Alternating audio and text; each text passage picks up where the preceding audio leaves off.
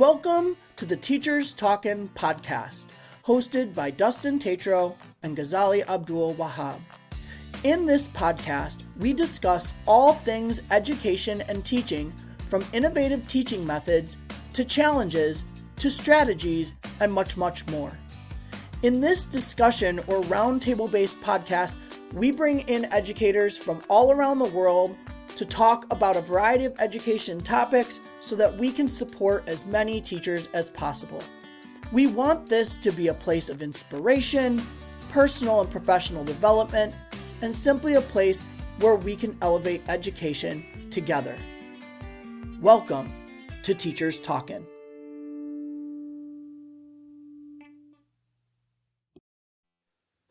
Hey everybody, welcome to another episode of Teachers Talkin. I'm Dustin and I'm here with Ghazali, and we are now going to talk on part 2 around grading. So in our last episode, we talked a lot about the differences between grading in Singapore and the United States. I can't wait to see what comments are going to come in, Ghazali, from other listeners in other parts of the world who can talk about what their grading systems look like. And I'm curious if there's more that are similar to you or more that are similar to me, or if there's something in between the two. I'm really looking forward to seeing what happens in other parts of the world too. Me too. But today we're going to really focus on grading without burnout. So we focused a lot on accuracy of grades, not just our systems, but like how grades can be accurate grades in that first episode, really focusing on what grades should mean and how to make sure that they reflect learning. But today we're going to talk more about sustainability when it comes to grading, because that's one of the things that we hear a lot is people burning out on the amount of things that they have to grade. So this is really going to focus on how to stop grading from being like a second job while you can still help your students to learn and build habits. So, Ghazali, I'm really curious from your perspective, because you talked in the last episode about how your students only get 4 grades a year because those are on those sort of like big time assessments, but that you do a lot of formative assessment and building over the course of the year, like leading up to each of those examinations. So what does the amount of grading look like in Singapore, and does that lead to levels of burnout?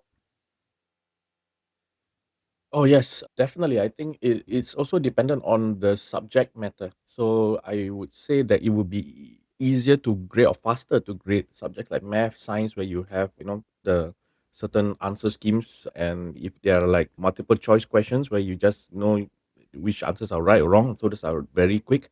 But for like a subject like humanities, literature, English subjects where you have to mark for grammar, content, organization, vocabulary, you're like skimming through one piece of marking many, many times to look for different things in the rubrics. Those can really take a toll, especially for us, because our class sizes could be as high as 35 to 40 students. So imagine one piece of work and you're getting back 35, 40 pieces of papers, essays to mark, and the essays just get longer and longer if they are in secondary school. So it really, really can cause this grading burnout that you're talking about. And I think another major issue on top of that is you have this feedback paradox, because we want to give meaningful, humanized feedback that helps a student grow, but it's very difficult to give personalized comments for like hundreds of students if you're teaching 3 different classes, right? So that takes an enormous amount of time. And often by the time the students get the work back, it's like a week or 2 later, then the learning moment has passed. Because research shows that the best feedback to get is the fastest feedback you can give. And the best, of course, will be immediate feedback, because the student face the challenge, then they get the feedback on how to overcome the challenge. So that would be best, but it can't happen if your class size is so huge and if the marking is so detailed that it takes you too long to give feedback. By then, the problem is students only care about the marks that they get. They don't really care about the feedback. And the teachers may be giving very superficial feedback like, oh, good job, well done, very good organization, or perhaps you could improve in your vocabulary, but there's no depth to it, right? And also there is this performative accountability issue where, many modern systems, grading isn't just for the student. It's actually a paper trail for parents, administrators, the school, for accountability, Mhm. especially if you're doing portfolio, which is meant for the students, but it is also used for tracking of teachers' KPIs, or how many pieces of work that the students are getting from the teacher. So then What's it a becomes a layer of anxiety. Yeah. what's a KPI? A key performance indicator. Key performance How indicator. well you're Okay. doing as the Okay. Yeah, so how well you're So doing as a teacher. Yeah. I'm curious then. So since like your grading, your grade book or students' grades only reflect like 4 grades a year, but you do these formatives leading up. How do you track that? What's that look like? Because in the US, the things you're talking about, like the things that you would track to lead up to the assessment, all go inside of our grade book. Mm. And so like it's easy Ah, for a teacher or a parent to like see the progress along the way. What does that look like in mm. Singapore? Okay, so if it is done online, then the tracking is within the system, our SLS, student learning space. So everything will be there if it's done online. If it's a written work, then we would track it ourselves on a simple Excel sheet. Yeah. But the stress here is that these marks are not that important because it's just a gauge of how the students are doing, and to track over time, are they improving or are they not doing well? So Right. that's the only reason for those marks. Do Yeah. you keep And them when you mark that stuff, do you keep that within the like you talked about how the assessments there's performance bands? So when you grade those that formative work and you track it digitally or on paper, do you do that within those same performance bands or do you assign numbers to that work or what does that look like? wait, normally it's numbers. So because it's easier to see, Hmm. and you can in one look you can see, and we have many different exercises or pieces of work.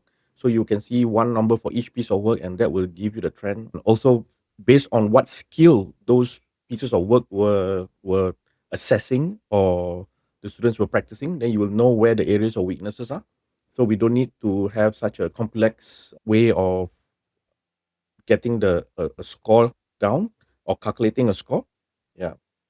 But Okay. for our weighted assessments, those are the ones that matter, and those we have to calculate according to the percentages Right. that lead to the final percentage at the end of the Okay. year. Okay. Do you feel like grading in this manner, do you feel like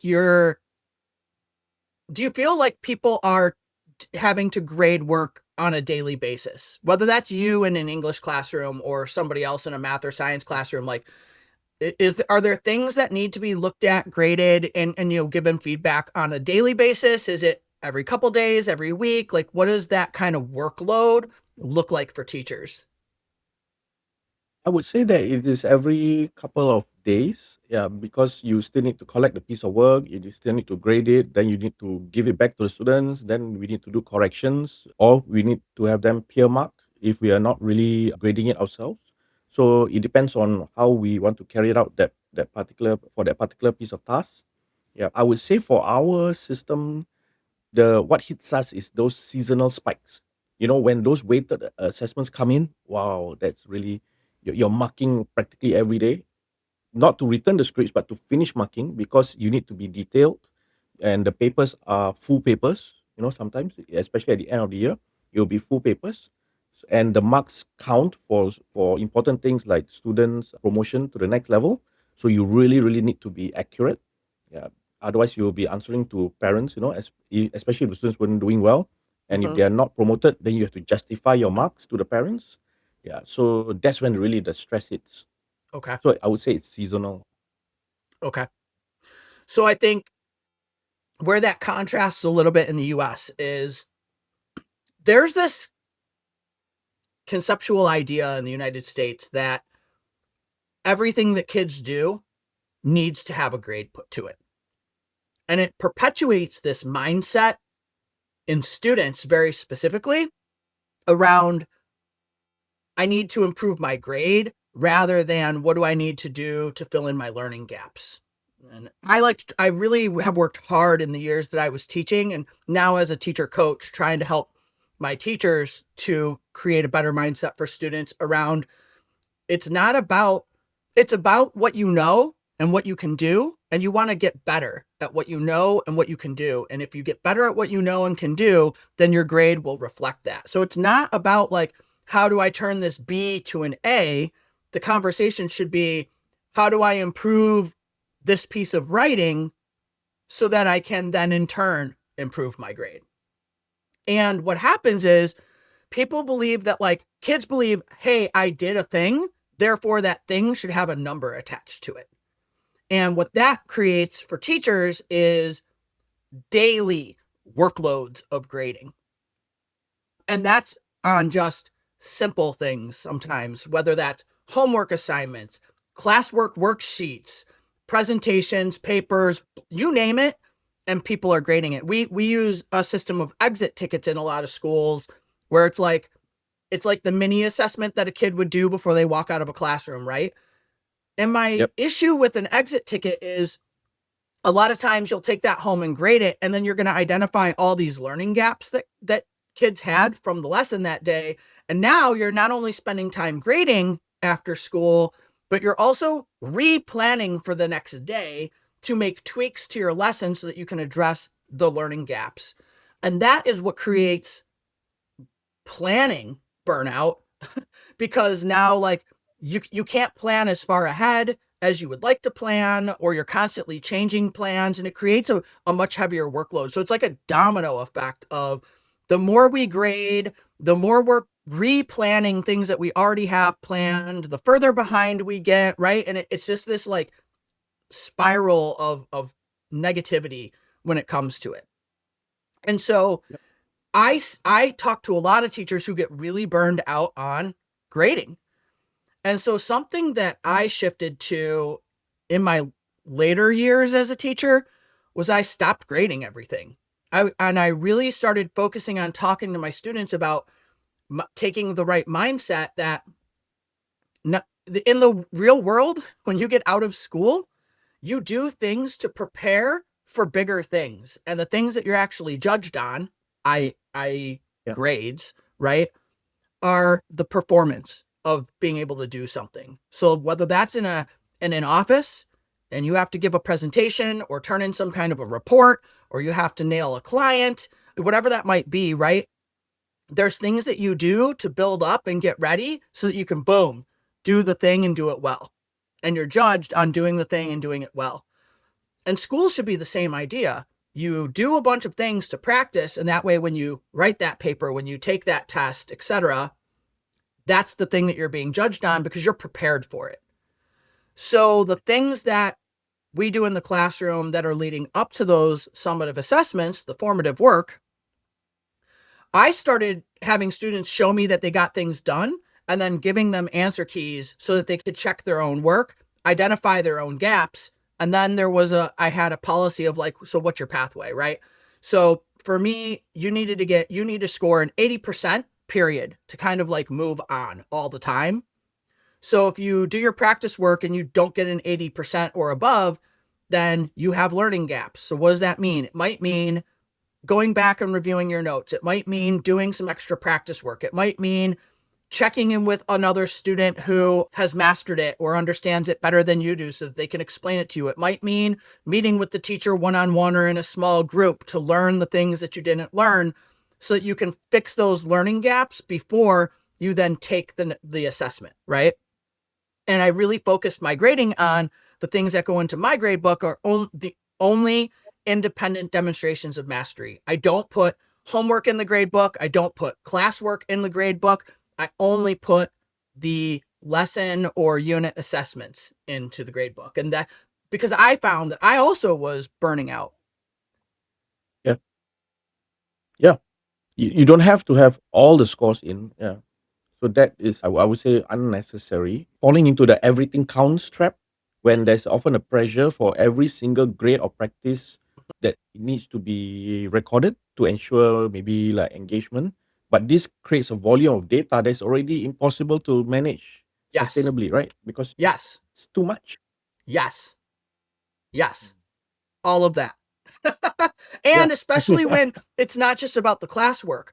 because in some schools or some classrooms, people are also entering grades for participation. They're putting in grades for time management and organization, right? These like really soft skills that then often weigh on a student's GPA. So it's like if I'm a young person who's bad at time management, who doesn't get things done on time, who has a lot of trauma and difficulties outside of the classroom, so I often don't do my homework, Yeah. and the and if those are my soft skills, why do those count against my academic GPA?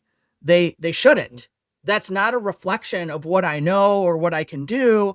It's a reflection of the soft skills that I have yet to acquire. And I don't Yeah. believe that the building of soft skills or the lack of soft skills should impact an academic grade.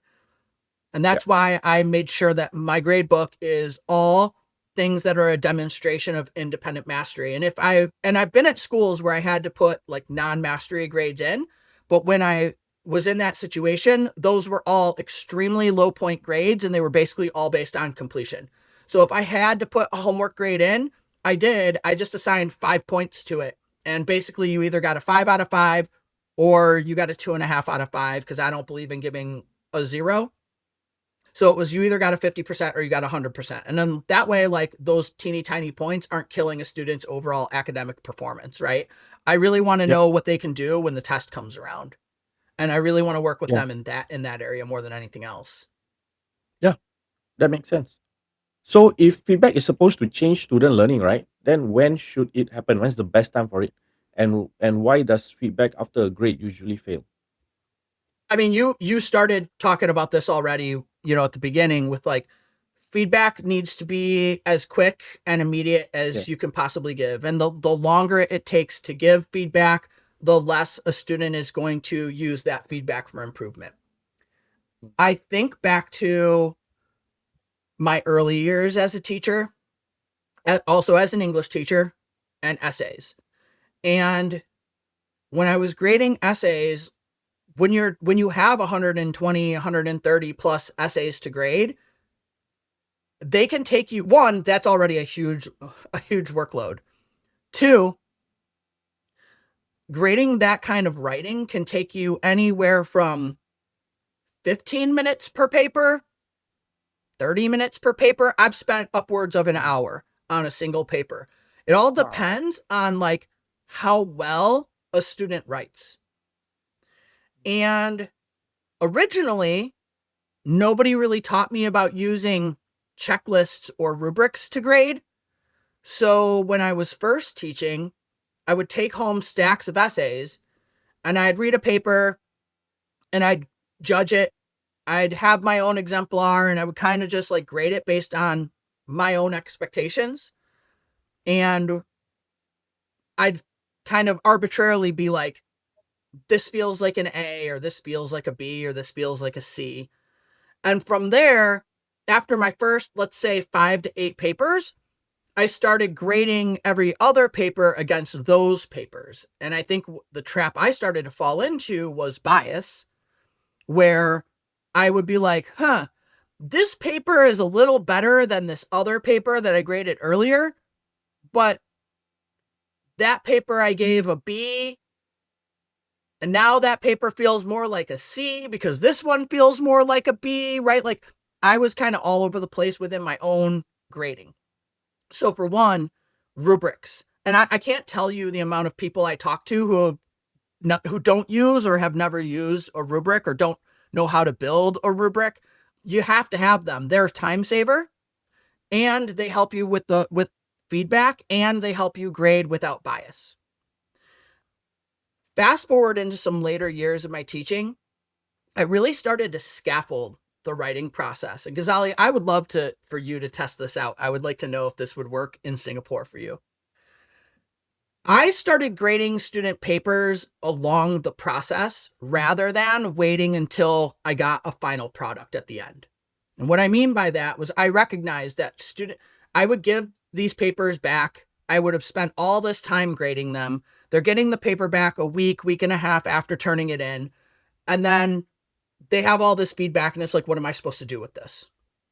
Yeah. One, you have to provide time in the classroom for them to work with the feedback. You can't expect that you're going to provide feedback and students are going to take their own personal action to do something with it. You have to like create the space for it. So that's one. But two, like you said, that feedback doesn't matter as much when it comes back that late. So I shifted the process so that as I taught students the writing or as they built their essays, I was using my rubric to grade individual parts of the essay along the process, give feedback in a moment so that they could revise there and then get it reapproved before they moved on to the next part of their essay. So what I mean by that is I taught them the difference between a thesis statement and a topic sentence. And when we plan our outlines, they would start by writing a strong thesis statement. And then they would give it to me and I would grade it using the rubric and I would give them feedback. Boom. This is what you have. This is what you're doing. And then I'd either approve it. All right. This is a great thesis for right now. Move on to building your topic sentences and then come back for approval on your topic sentences.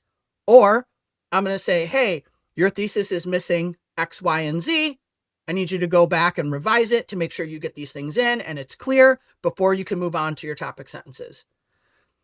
That way, kids are getting that live feedback and they can make those revisions and their adjustments in a moment instead of waiting for it. And so I did that through each step. It was thesis statement, then it was, all right, now you're writing your 3 topic sentences. All right, now that you have your topic sentences, nice. I didn't know we could use little emojis in this system. Thank you for the thumbs up. I would grade their topic sentences. After their topic sentences, they would have to collect their evidence. And I would go through and I would read their evidence and make sure that it was all strong evidence. And from there, they could start filling in their analysis. And from there, they could start adding in the context to build up to it, right? It was a piece by piece thing where I was grading it along the way. And then when they turned in their completed essay at the end, I was mostly reading it for organization and structure than I was for the content because I had already read and graded the content.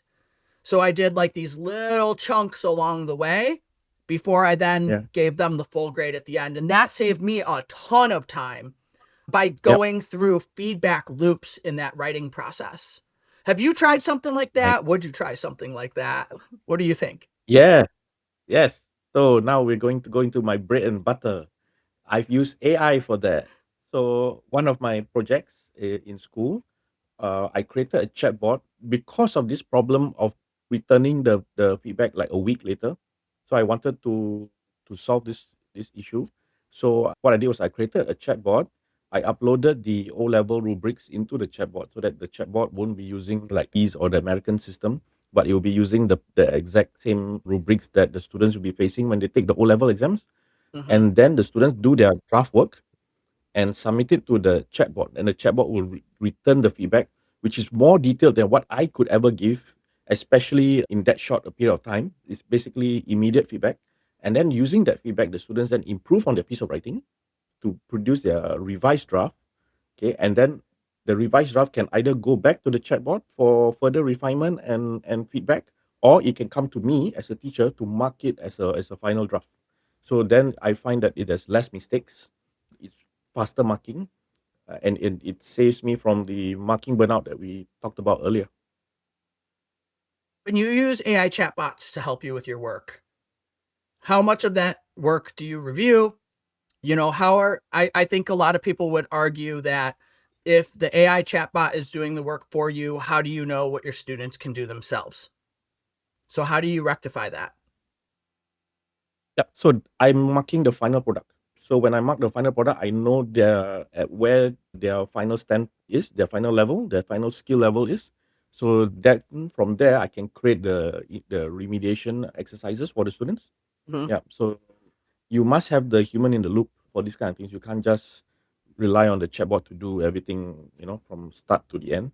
Okay. Usually it's at the end point that you come in, check the students' work, see where they are, and remediate any mistakes that they are still making, even after the whole process is done. How do you ensure that the chatbots that you're using are giving the feedback that you want it to give accurately enough?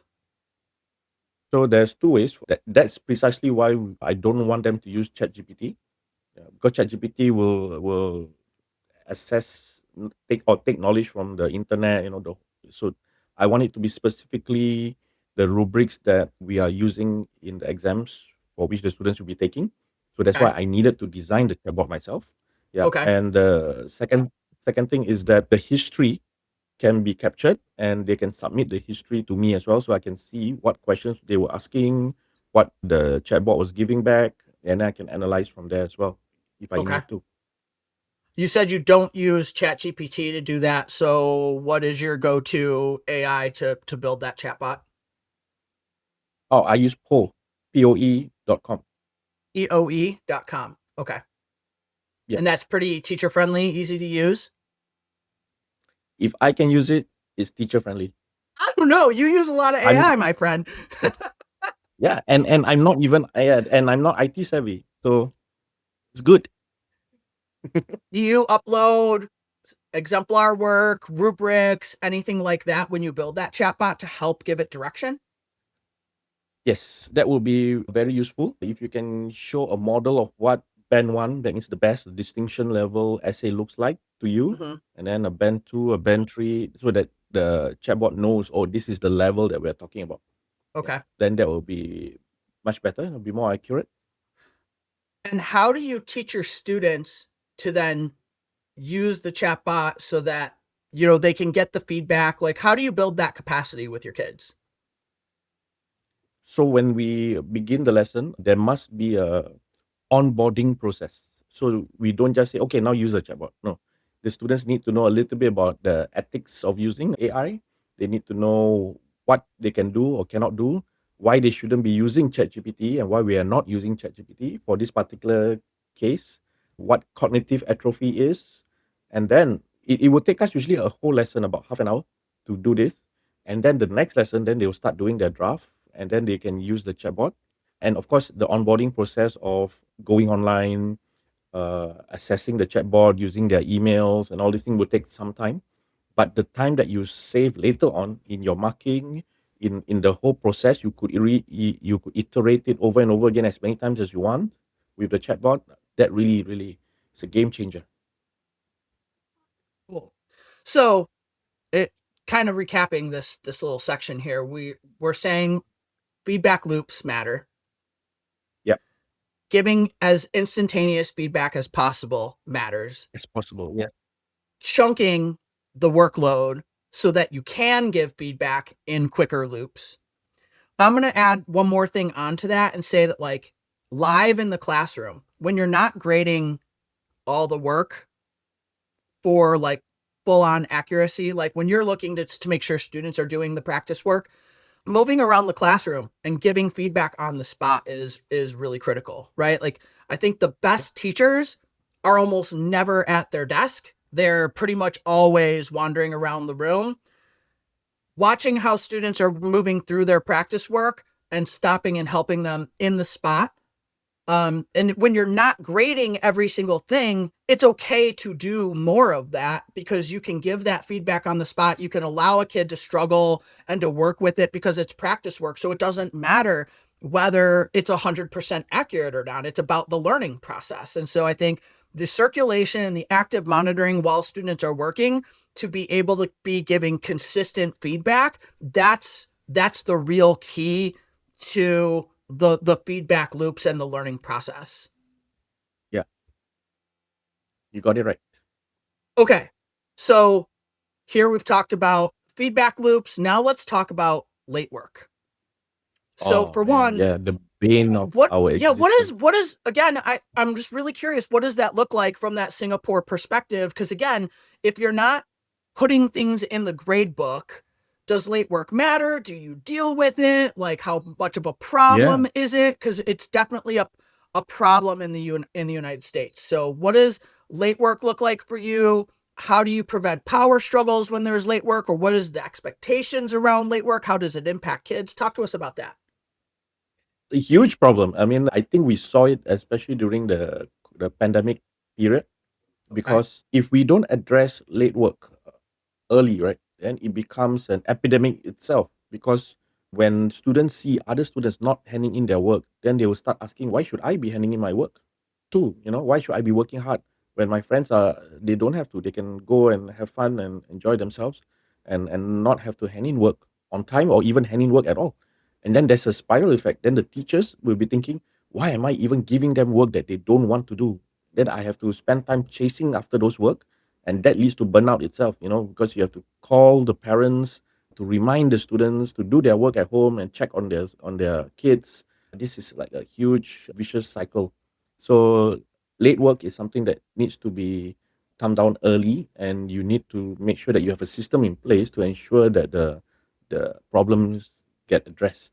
Yeah. So, and I've seen many ways teachers get very very creative when it comes to this.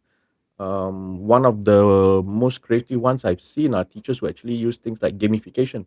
So if you submit your work, you get a star, and this is pinned up at a board in the class so that the whole class can see, oh, this person hands in the on time, star, star, star, star, star.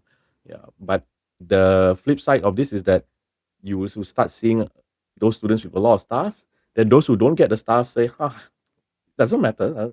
Mhm. Why do I need a star anyway? Yeah. So then the teachers have to be creative and convert. Okay, for every 5 stars, you get a chocolate. So it it becomes the very very a creative thing just to get students to hand in their work. But if you ask me, what is most effective is usually to talk to the students and tell them why the piece of work is important in the first place, and why am are you giving this piece of work for them to do at home. What's the purpose of it? Because once they see a purpose behind it, then they realize, okay, I need to know this piece of work because my teachers already gave me a tip that is going to come out in the weighted assessment the end of term. So I better know this piece of work, right? So now we're building more of like an intrinsic thing, right? Although studying for the exam is also can be considered as extrinsic because you don't want to fail the exam, right? Yeah, Yeah. but at least it's less overtly extrinsic, like giving them prizes and all these chocolates, right? Yeah, but I guess when push comes to shove, the teachers they'll just do what works for that class that they have. Sometimes different things work for different classes as well, so you need Mhm. to take in the differentiated uh, nature of the classes as well. How does it look like Since for you? How do you get work I'm gonna get in the into that US? in a second, but I got one more question for you because Yeah. you've hit on a couple things that I think are really important that I want to touch on. But before that, Yeah. I'm curious, since the work that your students are doing is not going into a grade book, I can understand that it would still be a problem. But I'm really curious what your take would be if that work was going into the grade book for you. Do you feel like late work should have points taken off? Like, should a student have deductions because they didn't get something turned in on time? How do you feel about that? If I told you that there were policies that say for every day that your work is late, it's a 10% off, for example, how would you respond? I do recall something like that long ago when we had this thing called project work. So Mm, the problem with project work is that they have to hand in parts of a project by a certain time, and mm, then you will grade it, and that goes into your grade book. mhm, And because you need all the different parts to add to 100%, then you will say if you don't hand in this part on time, you will get 5% off, or this part on time, you get another 5% off. Yeah. So that would be more of the punitive way of grading it, I would say. It is effective to a certain extent because students do not want their marks to be deducted, so they tend to give the pieces of work. But again, if the student has not been handing in the work on time, after a while they'll just keep not handing in the piece of work because you can deduct as many points as you want. I'm already going to fail anyway. Yeah, so why should I try so hard to make up for the points which I cannot make up for by now? And this is only halfway through the project. Yeah, so there's the pros and cons to that, but yeah, now we don't have that system anymore, or rather, it is not an examinable subject anymore. yeah. So yeah, we Okay. we don't. I'm happy to hear just your take in general on that. So things I heard you say that I am with. You talked about purpose, and I think setting My purpose for oh, go Dustin, ahead. my issue with that is that what then is the purpose of the marks in your grade book? Is it to measure their skill, or is it to measure their behavior? Is it to measure their attitude and aptitude? So what is the purpose of that score in the grade book? That will determine whether you should or should not deduct the marks for late I handing in of I work, I right? mean, yeah, that's part of why I felt it was important to have some episodes talking about grading was exactly that. The grade books in the United States, for the most part, are hefty grade books, as we talked about in part one. And a lot of times, our students are graded on these soft skills. I would say that turning something in on time is a soft skill. Is it important for students to learn that? Absolutely. Is it important for when you get into the work world? It's critically important for when you get into the work world, right? We tend to forget that we're dealing with children and that it takes time to develop those skills. I believe that grade books should reflect understanding and demonstration of knowledge. I believe that it should not reflect any level of soft skill. I think that we need to teach those soft skills. It's actually why I really advocate for grade books that are split. I worked in one school district that we had two different grades that went on student report cards. One was an academic grade, and literally every single thing on that was what went into their GPA, and it was only reflected on their actual learning and knowledge. And the other grade was their character grade, and that grade dealt with behavior. It dealt with time management. It dealt with participation, things like that. And what happened was when we had parent conferences, I was able to put those two things side by side for parents, where I could say anywhere from your student's doing really well, they're getting an A, they're getting a B. That's their academic work. And they're doing their homework. They're participating in class. They don't get in trouble. They turn things in on time. So their character grade, their soft skill grade matches their academic grade. More times than not, the students who were getting D's and F's in the academics also weren't participating in class, weren't turning things in on time, weren't doing homework assignments, right? So I could say that, like, look, I really believe that your kid's academic grade would go up if they would improve in these areas. Now, there's always kids who are in the middle where, like, you could be getting an A or a B and not participating and not doing your homework because you might be naturally intelligent.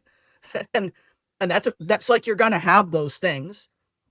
You're also going to have kids who do their homework and participate and aren't a behavior problem and, like, turn things in on time, but struggle on, like, major assessments, right? Like, you're going to have those dynamics for sure. But more times than Yeah. not, they're going to match one another. But when you Yeah. start taking these soft skills and putting them mixed with the academic grade, then you're no longer measuring what students know and can do. And a lot of times we put so much weight on these other soft skills that it can weigh down the academic pieces. And I just don't think that those two things should go hand in hand. So when it comes to late work, you talked about purpose, you talked about time management, and you talked about motivation. I believe all of those need to be true. I had I had a student one year. We all have this student who everything we did in class said, "Why are we doing this? Why are we doing this? Why are we doing this?" Everything, every day, everything. I knew I was going to have that same set of kids after like, I was going to transition. I had them as juniors and I was going to have them again as seniors. And I couldn't shake the fact that, like, every single day this kid was asking me, "Why are we doing this? Why are we doing this?" And I always responded and gave him the reason, right? But he Yeah. still kept asking. I'm like, I got to do something about this. Like, I need my students to understand why we're doing everything, because I'm not about busy work. Everything we do has purpose to it. And I know that's not true for every classroom, but everything you do should have purpose to it. You should never give your students anything busy to do. Even if you're overwhelmed, like, I'm not about like throwing on a movie and having a movie day so I can catch up. Not about it. So when I revamped my curriculum that summer, on every single one of the pieces of student work, I always listed what the objective was for that lesson. Yeah. Underneath that, I started listing what the purpose of was for that lesson. So it was Right. always front and center on everything we did. And when we went back to school that year, and I was kind of like showing students what I've adjusted from last year to this year, I shouted him out and I said, "Y'all can thank so and so that now there's a purpose listed, written for you on everything we do. And I don't ever want to hear anybody ever ask me again, why am I doing this? Yeah. Because Yeah. I'm going Yeah. to tell you, go read the purpose. There's a reason why we're doing it." Yeah. So I do Yeah. think that like setting purpose is really important. I do Yeah. And think some that, teachers actually write them on the board. yes, yeah, yeah, yeah. Mm. I do think that student motivation is really important. And we're going to have students who are both intrinsically motivated and extrinsically motivated. The students who are extrinsically motivated are going to be motivated by low grades. They're the student who you can give a 0 to or a 50% to, and that's going to lower their grade, and they're not going to like that lowering of their grade, and they're going to do something about it. Like there are kids who are motivated that way, right? I'm sorry, that's intrinsically motivated. I said extrinsically. Those are our intrinsic motivators, right? And so we do have kids who are like that. But we Yeah. also have kids who get defeated by those grades, and they're not motivated by low grades. And in fact, low grade after low grade is going to get them to shut down, lose their confidence, lose their motivation. And like you said, they just stop caring about doing well because what does it matter? My grade's already this low. I can't improve it. I'll just figure it out later. And they stop trying. We have to have ways of motivating our students, whether they're intrinsically or extrinsically motivated, right? And sometimes that's relationship building. Sometimes it's getting the parent involved.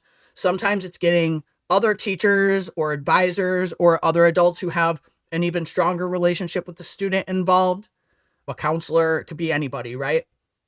Sometimes we just have to have systems in our classroom that students want to work towards. That could be a class point system. It could be gamification. I used to do raffles in my classroom. So I had this massive stack of raffle tickets, and I shifted it up. Sometimes I gave tickets out for participation. Sometimes you got a ticket because you turned your homework in. Sometimes you got a ticket because you turned work in on time, or you got a ticket because Right. you aced a test, or you got a ticket because you grew on from one test to a next. Like I just I did it by feeling, right? But my kids really liked earning raffle tickets. And then once a month, I drew 3 to 5 raffles from every class period. And I gave away I asked my students at the beginning of the year, what kind of prizes would you want? And of course, I got ridiculous things like Jordan shoes. They ain't happening. But other kids are more realistic and they would Not on say our things like, salary. they would say, give me school supplies. Like I could use notebooks or binders or whatever. Or they would say, food. Kids love food. And so I would Yeah. raffle off 3 to 5 things every month, and I would give away notebooks, binders, paper clips and post-it notes. I would give away a homework pass. I'd give away, hey, you can drop one formative from the gradebook, or you can drop one summative from the gradebook. You can, or I would do like, this one is, I'll buy lunch for you and a friend. And then I would have a day where I would have lunch with like 10 kids, and I would buy lunch for everybody, right? Nice. Like it's different things. And then the other cool thing was kids could win a raffle and then not need the thing that they won. So I would have a kid who like is getting an A in the class, and then they would win a formative assessment. I allowed them to gift that to another student in the classroom, and in return, I would give them like 3 raffle tickets for the next round of raffles. So Ghazali, like you could get an A, win a formative assessment, and you could go, hey, Dustin needs this way more than I need it. So Dustin, I'm going to gift you my drop a formative assessment. And then the teacher would give you 3 raffle tickets for the next month for gifting it away. And that then built a lot of like community and collaboration within the classroom as well. And so that was a method that worked really well for me. But class point Yeah. system, money systems, I just posted an article not too long ago about a teacher who did something similar, but they paid their students. It was like class money, and it was like having a job.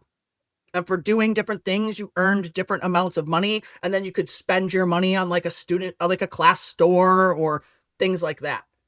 There's a lot of systems that you can use to help build that motivation so that you're hitting the needs of both your intrinsic and your extrinsic motivated students, right? And I think it's really important to think Yeah. about it in both ways. And then the other thing you Yeah. talked about was timeliness.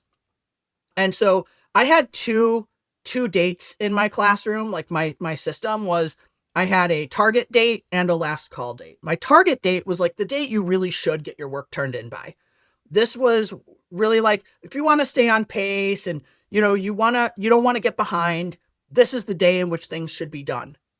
But I'm also understanding that like kids need some flexibility, that not everybody learns at the same rate, that not everybody is going to be able to focus when they're at home to get something done, things like that. And so I had what was called a last call date. And my last call date was my hard deadline. That once this deadline hits, if you didn't do the work, then you get the F. But at least it gave my students a little bit of flexibility. So when that target date came, anybody who didn't turn it in, I would make sure to meet with them and be like, okay, I understand you don't have it today. You have until to get it done. And that really helped to create that skill of understanding more time management for my kids. Because then later on in the quarter or the semester, when they said, what can I do to bring up my grade? I'll say the work that I provided you. That's what you could do. I don't believe in extra credit work. Like you could do the work that's provided. And I can look back with a student and go, hey, remember when you didn't turn this and this and this and this in time by that hard date? Now that's impacting your overall grade. And this is something you have to be considerate of as you get into the next grading term. Or it's something you need to Interesting. be considerate of as you get into the next unit. Yeah. Interesting. Yeah. So I hear that there's this system like in the States whereby your grades can actually change. Mm-hmm. So if your learning changes, then the grades are changing to reflect Mm-hmm. that learning. What's your process for making reassessment possible? But then again, it cannot be endless, right? Because then it doesn't make sense. Yeah, because we don't have that system here. Once the grade is in, it's in. Yeah, no, I really believe in that learning is on a continuum, right? Like everything we do is just a snapshot in a moment of time. And you may not know everything that you need to know or want to know in that snapshot. But if I can add more to my learning at another point in time, that should matter. So my system was, you can always reassess until a unit ends. And once that unit comes to its conclusion, everything within that unit has now concluded and you can't do anything about it. But anytime within a unit, students could reassess or do some level of revision in order to improve their grade. And that's because we have so many grades in our grade book. But Mm, if I gave a mastery assignment and my class averaged below a 70%, there's a problem there. And now I need to reteach and I'm going to reassess. Sometimes that might mean that I'm replacing an old grade. So it could be that like I taught topic sentences and claims. We did an assessment around that. They didn't do well. So I'm going to reteach it and I'm going to reassess it. And maybe then rather than putting a new grade in the grade book, I'll take the higher of the 2 assessment grades and that's the grade that you'll end up getting. Right? Or I'll verbally reassess a student. There might have been 5 questions and you got 2 of those questions wrong or 3 of those questions wrong. I might sit down with that student because a lot of times they could talk through something, rather than like being able to write it out. And it's like, to me, any level of being able to show that you understand and can do something should be open to you. Not everyone is going to be able to verbally explain something, just like not everybody is going to be able to write and explain something. So I think Yeah. the opportunity of giving kids multiple chances to demonstrate their learning is really important. And I believe that like not everyone is going to demonstrate learning at the exact same moment in time. And so, I mean, I think about what we do. I don't know everything every single day. I do my Yeah. best and I learn along the way. And I get better and I get better and I get better, right? You don't want students to be held to like this standard where I didn't know something now then, but I know it now. So why am I still being judged on what I knew then instead of on what I know now? So I think that the opportunity of reassessing to show newly acquired knowledge is really important. I also believe in things like doing an error analysis. Like I used to, after a big test, I used to have kids complete this worksheet where I would give them all the correct answers. So they would write in, what did I answer? What's the right answer? And then they would analyze it and say, so why is the right answer the right answer? Because that's helping them build that schema and that knowledge. And then I would give them like a half a point back for every question that they got wrong that they completed the analysis for. That way it was all a matter of saying like, I believe in continuous learning and I'm not going to hold old learning against you when we've done something that's the same skill. Like I want to look at how you're progressing and I want you scored based on the progress, not based on what you did originally.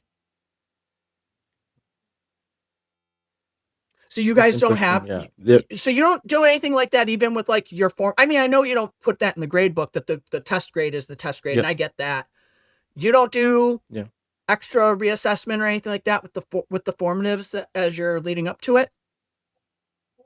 No, mainly because we don't have the time. We have to cover the syllabus. So our curriculum is already very packed.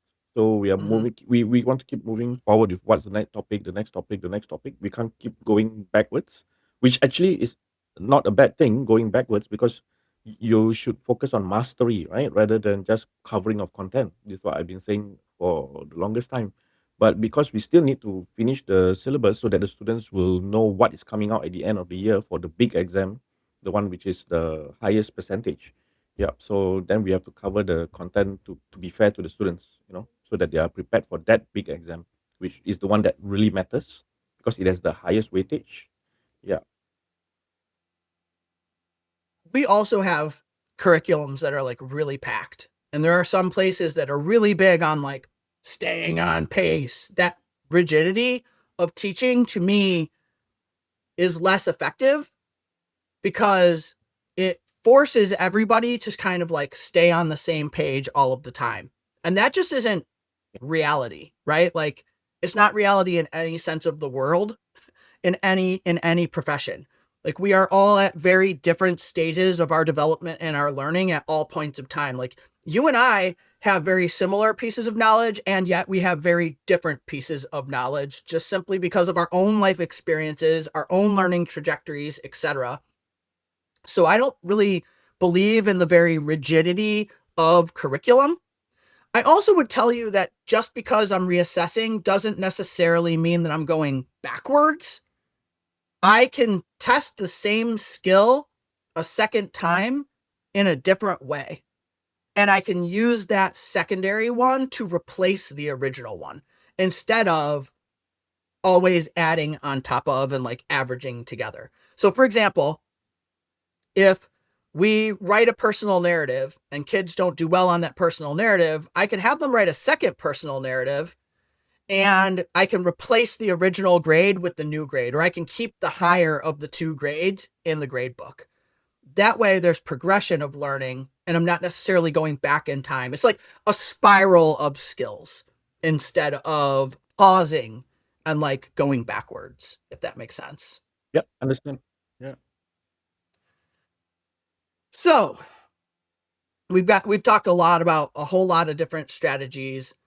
Do you have any sort of like final grading tips for people that you would give? Any final pieces of advice or systems that you think would be helpful? Oh, I think definitely the effective feedback portion of it is a conversation that happens and it needs to keep on continuing while the learning is taking place because um, grading can be like a boundary, that protects your time, and it can also be something that overloads you as a teacher. So you need to be very careful about what you choose to grade, how you grade, and of course when you are grading, especially for like my kind of system, which is very seasonal. So you can't like set a tremendous amount of piece of work just before the weighted assessment comes in, and then you'll be swamped, right? So this is where your planning comes in, and you need to be very strategic. I would say that's the most important thing. Yeah. For me, I'm focusing more on the perspective of preventing teacher burnout because that's something that I see happening quite often. Yeah. So this is something that we can do for ourselves to be more effective planners of grading. How about for Absolutely. you? I absolutely agree. Look, I think if I wanted anybody to take away, you know, anything from this particular episode, I would say, especially in the US, limit what you're grading. Like, protect your time, protect learning, and limit what actually Yeah. goes into the grade book. The more you can limit Sounds like it, you're grading a lot. it's too much, right, man? So limit what you're grading, give opportunities for reassessment, and within that limiting of grading, feedback, feedback, feedback. It's just got to be like constant cycles of feedback, constant checking in on students and helping them to achieve so that it's always about driving forward without having to take papers home every single day. Like you shouldn't. Yeah. And the more live grading you can do, the better. Yeah. And when you are giving the feedback, don't crush the student's soul. Mm-hmm. There are ways of giving negative feedback that is also motivational or Yeah, inspiring, absolutely. and Pit, if you need to, right, if you really need to give a negative feedback, you can also choose to follow it up with a verbal one that can at least give the student a pat on the back for effort, maybe, although you can't give yeah. extra marks on the course. Yeah. Yeah, I mean, look, everybody is doing something well. And that's even something I talk to teachers about all the time is like sometimes teachers get really down on themselves about like how things are going. And I'm like, you have Yeah. to find the wins. There's always, Yeah. always some kind of a win. You can't just like focus on all the negativity. So I say the same when it comes to the feedback. I agree with you completely. You don't want to harp on all the things that a student needs to improve. I think it's one, finding the positive things and praising them for what they are doing well. This is good sentence structure. Your organization is really good, or you make a really good point here, but you need to develop this point here, right? Like there are ways of being positive and giving critical feedback at the exact same time. And so I think absolutely focusing on both finding the positives and pushing on the negatives is what's going to really, really help students to grow because it's going to show that you believe in them. It's going to help them to believe in themselves and to push their reflectiveness and their deeper thinking to improve. Awesome. All right. So that wraps up this two-part conversation about grading. Wow. Certainly, listeners, we want to hear your thoughts. Please, please, please Yeah. leave us comments. We want to know, how are you grading? What are you grading? What does your system look The big like? topic. Did you have something that you took away? How did it work when you put it in your classroom? We really want to hear from our listeners here because grading is such a huge topic. And we really want to know what grading looks like in other parts of the world. We're talking really mainly about the US and Singapore. I'm curious, like, what does that look like in other parts of the world? Are you more on the side of what the US Yeah. does, more on the side of what Singapore does? Are you somewhere in the middle? We want to hear from you. So certainly drop the comments, or you can email me, dustin@teachertutor.co. I would love, love, love to hear your thoughts. Or if you would like to come on the podcast and talk more about grading, like this is certainly a topic I think that we could go even further on if people wanted to do that. So this has been Yep. awesome, Yeah. Ghazali. Yeah, and if you want to discuss with me, you can get me on LinkedIn. I'm there. I post almost every day. You can give me comments or give me a personal message. Yeah, you can find my email there as well. I've been getting quite a number of emails from the previous episode on mentoring though. Yeah, Oh, so yeah? I it's gaining traction. Yeah, people like this to and fro that we are talking with each other and discussing deep topics. Awesome. I like that. Yeah. Glad to hear it. Glad to hear it. Yeah, reach out to us anytime. We really love to hear from our listeners. So that concludes this episode of Teachers Talkin. Again, as always, if you'd like to be a guest, you don't need to be an expert in anything, just passionate about education with stories and strategies that you would like to share with others, topics that you would like to discuss. We are here for it. So this concludes this episode. We will talk to you guys next time, and keep on teaching.